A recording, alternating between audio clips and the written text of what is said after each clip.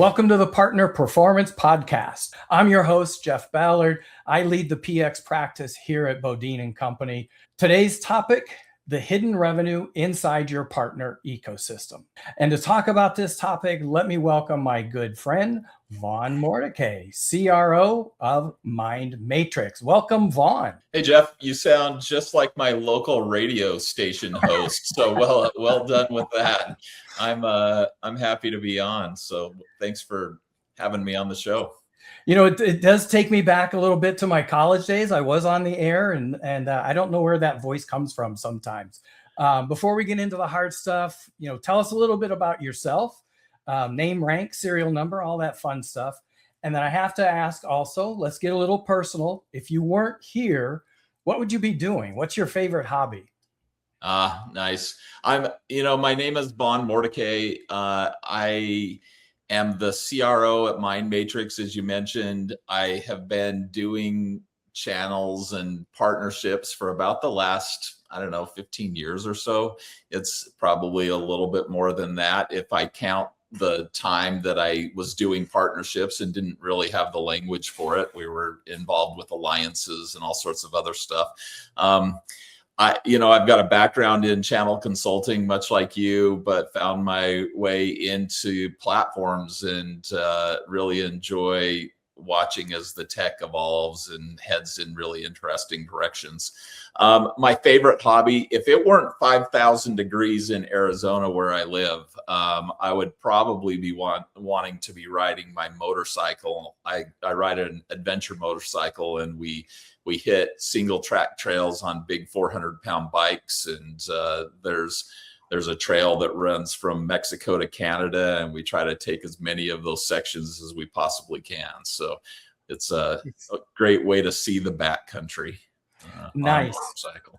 Yeah, and you definitely don't want to do that this time of year. All right, well, let's jump right into it. You guys at Mindmatrix have been helping companies manage and scale partner ecosystems for years. I think next year is the 30th, if I'm not mistaken, right? Yeah, 30 years in the business. It's gone like that. Man, that is crazy. And us at Bodine, we're focused on helping companies build, optimize, and accelerate their ecosystems through partner experience. So today's topic, hidden revenue, is really at the crux of where both of our teams meet. And it's why we're teaming up. It's why we're having this conversation together. It kind of feels like we're on the National Treasure movie, right? We're heading out on an adventure to find hidden revenue. Yes, yes. But true to my nature, I guess, as a backcountry motorcycle rider. So this will be a lot of fun. It reminds me of the old story, Acres of Diamonds, about an African farmer who is tired of farming, decides he's going to go out and travel the world because he heard diamonds are the way to wealth, to find wealth. So he goes out, travels the world. He ends up dying penniless, doesn't find diamonds. Meanwhile, the farm that he sold off, the new gentleman, he's out in a stream, and he notices some strange rock, picks it up. End of the tale is that farmland is sitting on top of one of the largest diamond mines in the world. So the moral of the story is about, look in your own backyard before you go out and seek wealth. And I think that holds pretty true to partnerships. Yeah, I would agree with that. I've been around doing this type of thing for a while. And one of my first forays into partnerships, we built a platform that allowed us to do high propensity modeling on partners that fit. And people were always interested in recruiting partners, but the thing we'd always tell them, you need to look at your current partner ecosystem, because probably a bunch of those are way better than the ones that you're trying to look for that may not be quite as aligned to you. There's a lot that you can do in that area, and that's kind of a passion. Yeah, it's funny. We talk to a lot of companies, and almost invariably they'll talk about the 80-20 rule. We want 20%, get to the point where 20% of our partners are delivering 80% of the revenue. That's not really a great model, but it's better than what I'm typically seeing with some of these companies. I've seen everywhere from 10% of an ecosystem is delivering any kind of consistent revenue, 5%. And I've even heard of worse, and I won't go into that one, but 0% are driving 90% of yeah. One partner is driving 99% of my revenue, and we can't figure the rest of it out. Exactly. Yeah, it's an issue. It's an issue, and there's a lot to cover in that space that you guys do actually. That is around the value propositions and how people go to market and how you can actually activate partners in ways that they need to be activated. Because, from a platforming side of things, the worst thing in the world is if you build it and nobody comes. Exactly. But that platform is actually a great tool for being able to take that middle tier of partners and up level them. Yeah, it's really interesting because we've got, LMS environments and certification and ways to run all of their partner programs and do all of the stuff. But the thing that people are struggling with, and, this word has kind of become the new ecosystem. 3 years ago, everyone ecosystem. We finally hit this year and everyone's like activation. But this word activation is really interesting because at some level, if your partners aren't activated, there's no way they're going to sell on your behalf. Or if they do, it's going to be completely opportunistic. And so what you and we are building are ways to activate partners that aren't obstructive, that aren't invasive, that, seems more like the motions that they want to go through to get the things done that they want to do, which is actually not sell your business. It's make money for them. Right. Yeah. And that's, it's funny. I always talk with people when they ask me, I don't know how to work with partners. And I go, it's very simple. Help them make money. Yeah. How does what we do, our product, our service, whatever, how does that help them make money? If you talk that language, you've got partners nailed. Yeah. And it's funny. Here's the biggest hint that you'll ever get from this podcast. Companies exist to make money. And that includes your partners. Well, and if everything's about you and it's not about them, then how are they going to make money on it? I mean, they're going to chase the money. That's why they exist. Absolutely. And that's why, we talk partner experience. You guys, partner resource management. And it's funny, we see this as plain as day, but coming at it from different perspectives. And, I think if you look at it, we each solve different problems, but together it really creates that better business outcome, the customer outcomes, better ecosystems. Kind of reminds me of the old Reese's peanut butter cup, right? Two great tastes that taste great together. Well, these are two great entities that work well together to really help drive business outcomes. So talk to me a little bit about what you see as the top better together with PRM and PX. What are some of the better together strategies that can happen?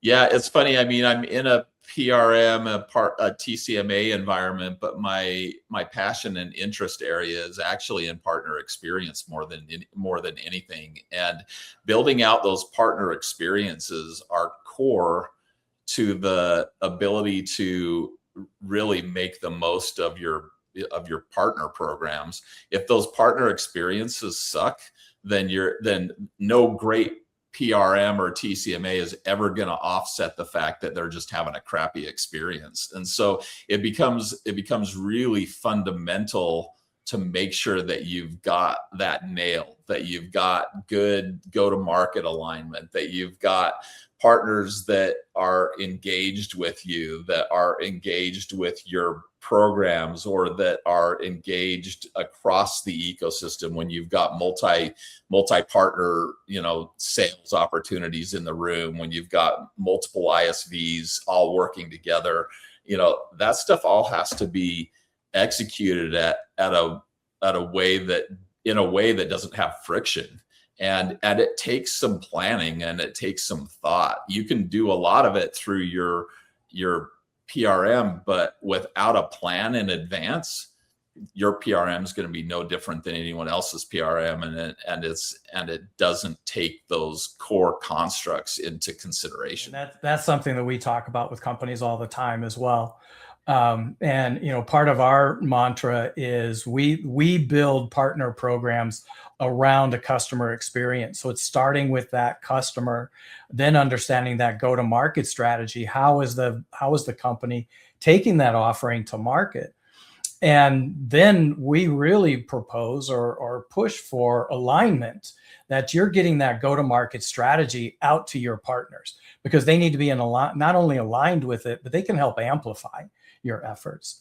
Talk a little bit about some of the ways that companies can align their go-to-market strategy leveraging a PRM. It's interesting because the way that this sort of makes its way out is that if you've got some planning like that you guys do to say, this is what we're trying to accomplish, our goal is this, these are our value propositions. And by the way, our value proposition isn't just, hey, we're the coolest cybersecurity company on the planet. That's what everyone is saying, right? Right. That you've got real ways to show them how they can make money. Then you can actually take that vision and build out all of the workflows through your PRM or through your automation in ways that walk people through really systematic journeys that allow that sort of vision to happen in real time. The other thing, wouldn't it be nice if no one had to log on to a portal? I mean, that's the thing. That's the thing that we're starting to build out, or that we're very close to actually having wrapped up with our PRM, is what if the partners can just get the stuff done without ever feeling like they've got to go on your portal and then your competitor's portal and then the other company's portal that they sell. I mean, they have 10 to 15 of these platforms. What if you can build out that vision, that plan, through a series of what we're calling operating system elements that allow you to just work the way that you like to work, in the way and do things in the way that you like to do them, without ever having to have the friction of, oh, what was my password? How do I do this? How do I get this piece of content? What is my next step to get to the silver tier from the bronze tier? All these things are just sort of friction points for people. And if you can kind of create these environments, these experiences that are a little bit fun, at the least, they're not leading to extra time, then you get that time back to do the things like ride your motorcycle. Exactly. I mean, well, that's definitely increasing partner engagement. So that's awesome. And it's taking that partner experience to that next level. And it's in a way, that's one of the things that we do is we help get that partner. We actually help them develop go-to-market strategies, working with the vendor, obviously, and helping them leverage the tools and resources and the messaging that's there. So being able to have all of that, including, campaign kits or messaging, sales play, all the typical stuff that you're going to have there, but making sure that it is aligned to the go-to-market strategy. And then the vendor works with the partners to develop their own customized, custom tailored. That's the way we help take that partner experience to the next level. It's interesting because I can't tell you the number of times that we've actually had to go to an organization that they come to us and they say, okay, we need a PRM. And you start asking questions. Well, what does this look like? What does that look like? What are you planning to do there? And their answers oftentimes are, well, we haven't developed that yet. Or, oh, we got to do this thing over here. Or, oh, we're working on that. There are frequent occasions where we have to say, you know what, you guys are really not ready. Your PRM is not your first step. It's like 10 steps down the road from where you're at, and go take care of these other things first. And then you can monetize this. You can make this worth the investment. Without it, we've sold to people that aren't ready. And a year later, 2 years later, they eject. And when you start to ask them why they're leaving, they're like, well, we just didn't get the traction that we needed from this. And you kind of want to go, oh, really? No, no, duh. Maybe you should take care of the stuff that Yeah. you guys are doing actually first, and then we'll see about all this. Well, and the other thing I see too is they put that portal together, and it's like, okay, cool, we finished that project. And I quote this quite often. If you build it, they will come. Great for a movie line. Loved it in Field of Dreams. However, it doesn't work for a portal. For example, once you've gone to all of that work, now you've got to go about and drive the activity, drive that partner engagement with it. What have you seen that's been most successful for ways that companies do that? Yeah, it's honestly, it's really funny, but some of the most successful engagements we've gotten into have had organizations like yours stick around afterwards and Mhm. and then do ongoing enablement activities with partners, right? Right. We have training, we have an unlimited services and support model that'll cover you, if you need things set up, if you need things to be done in the platform, if you need support on the platform. That's all really cool, we've got you covered, but that doesn't necessarily get people on to logging in. Right. And you've got to have a real strategy for how you're going to get people logged in. And in a lot of cases, it's enablement, it's education, it's training, it's outreach to them on a regular basis to say, hey, have you seen this really cool piece of collateral that we've just built? This is going to help you move your business. It's people thinking of really good ideas for, what's the next best action that this PRM can surface for those people, for those partners that will help them make more money and therefore help the vendor make more money.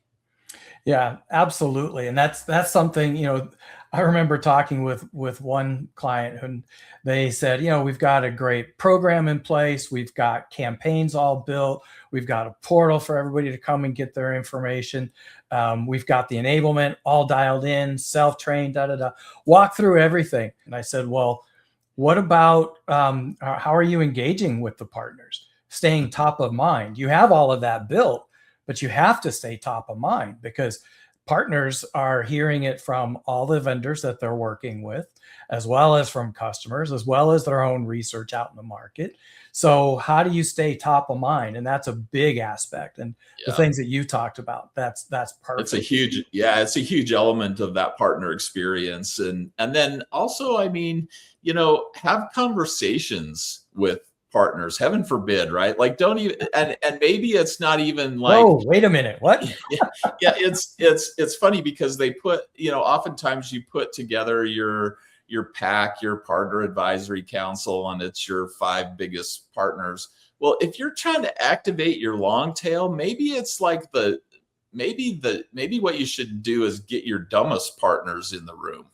And I don't mean that to be too flippant, but like get the folks you want to activate that just don't seem to be, or the ones that are a little bit confused about what you're trying to accomplish, or the ones that just go in and once a year they sell your platform and it's completely, or they sell your service or solution and it's completely opportunistic.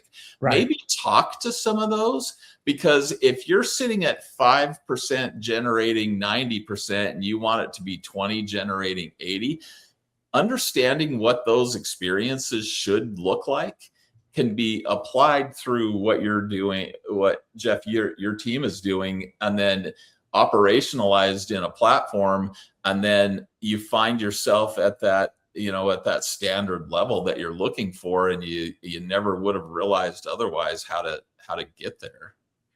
Yeah, absolutely. And it's one of the things that we talk about quite a bit, voice of the partner or voice of the ecosystem, and going out and getting that feedback, understanding how they're using you today and what their challenges are, and talking to them about what their business is. Their business may have changed since they signed up with you. I mean, in this age of AI, it could have changed like 5 times just in the last, since January 1st, right? So going out and talking with those partners, that is absolutely critical. Now, as we're facing the second half of the year, we're staring down those Q4 end of year goals. Getting those kind of partners, those new partners, you've got to go out and recruit them. You've got to go out and onboard them, enable them, and get them ramped up. And what's that ramp time look like? Is it 3 months, 6 months? What's it take when you bring a new partner on to when they produce revenue? I think it's at least 6 months. I've got a friend in the industry that measures his whole platform is all about measuring time to first partner revenue. Mm-hmm. That's his entire gig. And he says consistently, you have got to get that first one to revenue in the first 6 months. At 8 months, if you don't have it, you may never have it. Right. And without programs like, what you guys are doing, the probability of it, if you don't have someone really hyper focused on it, it's a real challenge.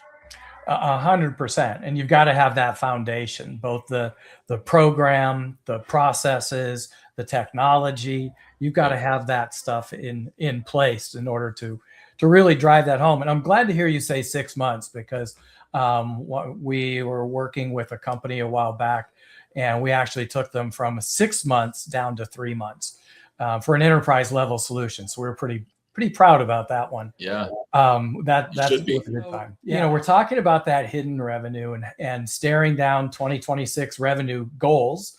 How are you going to get there? The things we've been talking about, how you can help develop your existing partners way better than that old familiar standby of let's go chase new partners. But in addition to that, what we see, and I'm sure you see it as well, that companies that intentionally develop the potential of their existing partners consistently outperform those that are just going out and getting more partners, from standpoint of impact to loyalty, and of course to revenue. What if you got just 10% of your partners to do 10% more? What would that do revenue wise? When you start those calculations, it starts to make sense. And and the funny thing about it is that between platforms like Partner Optimizer, for instance, or AI, or the stuff that we have built into our platform that allows you to kind of see, who you should be working with and who that sort of next action should be. If you're not doing that, you better.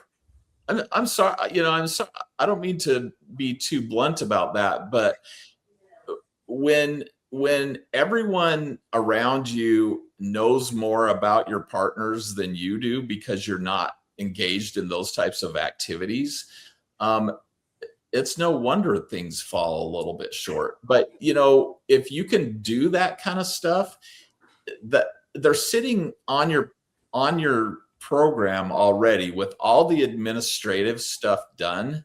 And really what you need to do is to say, okay, I've got this really great CAM that is particularly good at supporting partners, especially when they're on the come up. Let's identify the 20 partners that we really want revenue from. Let's do some modeling. Let's figure out who those guys are and let's activate them. And, we might have to kick out 3 or 5 from that mix, but it's not going to be recruiting 20 and then trying to activate them over a 6-month period and then having to kick out 5 or 10. Right.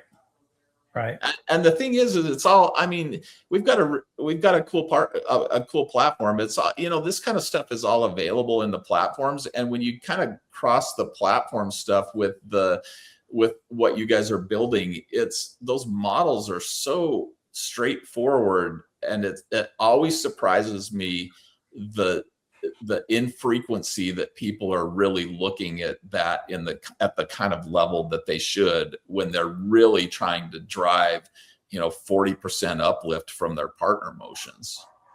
So what are you seeing out there? I'm going to ask questions specifically about what you're seeing there with Mindmatrix. What are the 3 most effective ways you've seen companies develop their partners? There's a lot that's going on right now in video. One of the things that we did fairly recently was we launched this this thing called Skills in Seconds. And what it is that for whatever reason, people's attention span is like a gnat at this point, and sitting through TikTok. an hour long, or heaven forbid, a 3-hour long certification training session, you're just not going to hold them. So one of the things that we've done is we've built this technology that is a lot like TikTok. And basically you've got a minute or less of training, and you do it in bite-sized opportunities when you're scrolling. And you can actually scroll through, and at the end of it, it's got all the questions around the certification, but they digest it in ways that people are starting to become accustomed to consuming that information. That is working extremely well. So what it does is it fast tracks the enablement, and in ways that they wouldn't have been able to consume otherwise, or that would have required them to look through a litany of training documents and things like that.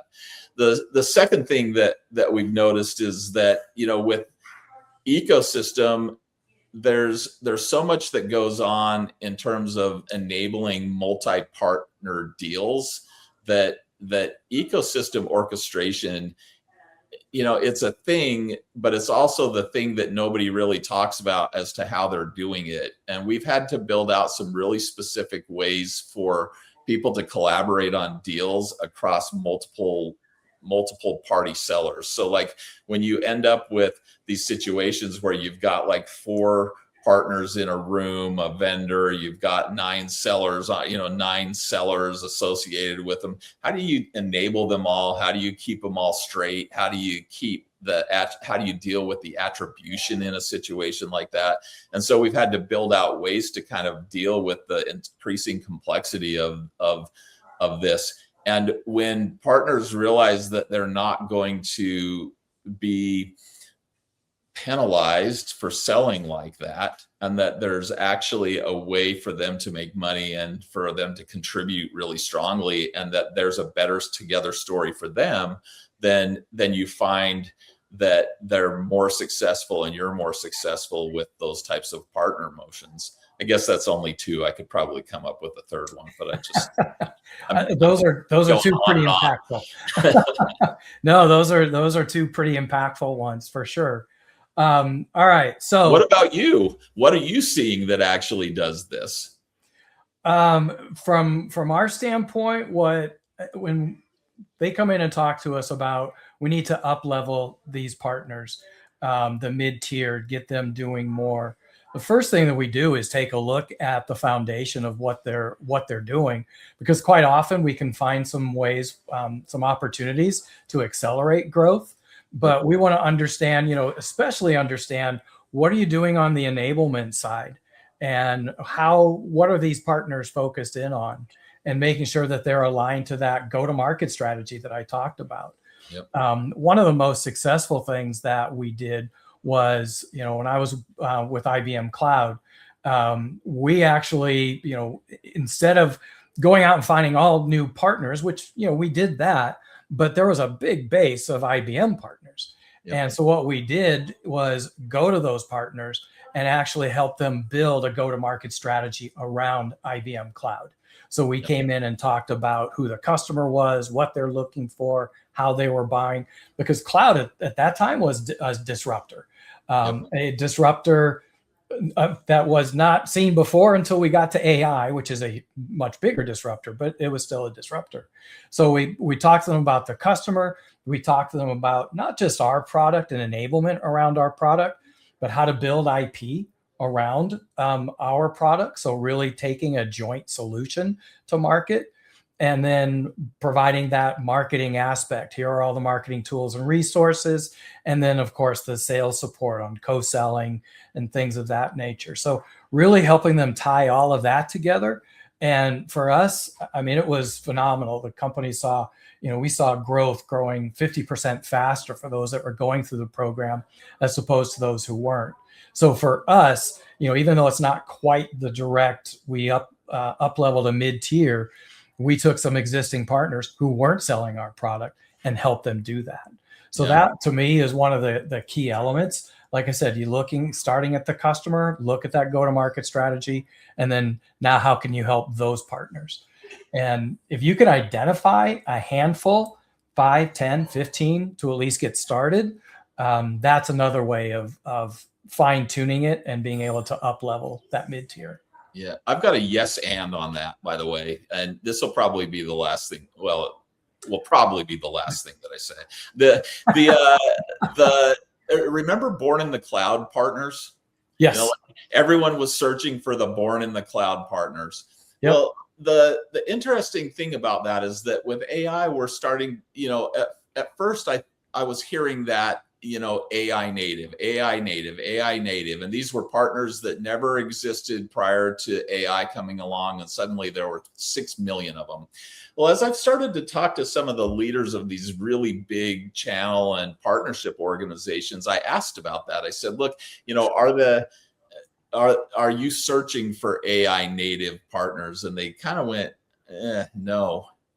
And it was a very different story than the Born in the Cloud. And I said, well, why is that? Because they look at how many of them there are, and they're like, Vaughn, the difference is that if the partners now don't actually latch on to AI, they're going to be dead anyway.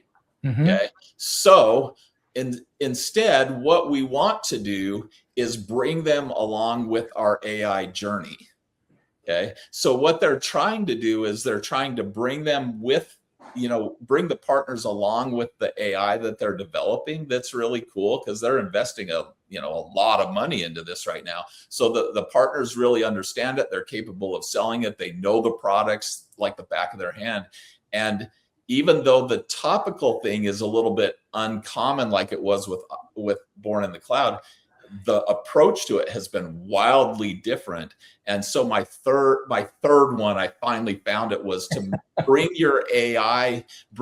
your partners along for that AI journey so that they understand your AI and the way to sell it and the way to do it in ways that they don't understand their competitors. And that will lock them into you far more effectively because they know they've got to develop their AI practice, and they don't always have the resources to do it.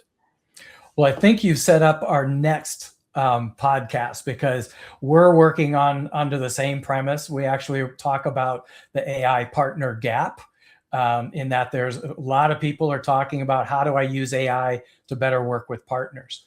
The real question is, how can I help partners better deliver the AI outcomes customers are looking to expect from my product? Yeah. So that's a huge, huge area, but can't cover it on this session. But I do have one forever. I do have one last question for you. Okay. This is the biggest one. It means the most, and there is a wrong answer. So be careful how you answer on this. All right. Last question, bonus question: Stones or Beatles? It's always going to be the Beatles for me. I've even got a picture of John Lennon in my office. Not a lot of people see that, but I'm a huge Beatles fan. All right, good man. We can continue talking. I need to talk with you about one of your employees who answered that question very wrongly. All right. Well, I appreciate the time. My key takeaway, what everybody's takeaway from this really should be, almost every partner ecosystem has more opportunity than you realize.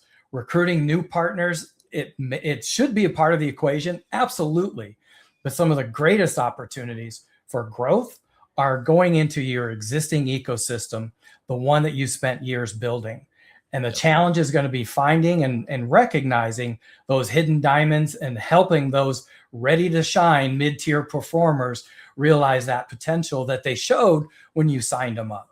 So that's our Hidden Revenue podcast. For more on finding the hidden revenue in your partner ecosystem, make sure to go out to carrybodine.com. We just have a blog that was posted on this very topic. So that's it. Thanks for the great conversation, Vaughn. And thanks for having me on the show. Really appreciate it. Make sure you go out to the website, check out mindmatrix.net as well. And I think that's about it. So thanks for listening to the Partner Performance Podcast. I'm Jeff Ballard. Until next time, keep building better partner experiences, because better partner experiences create better partner performance. Thanks.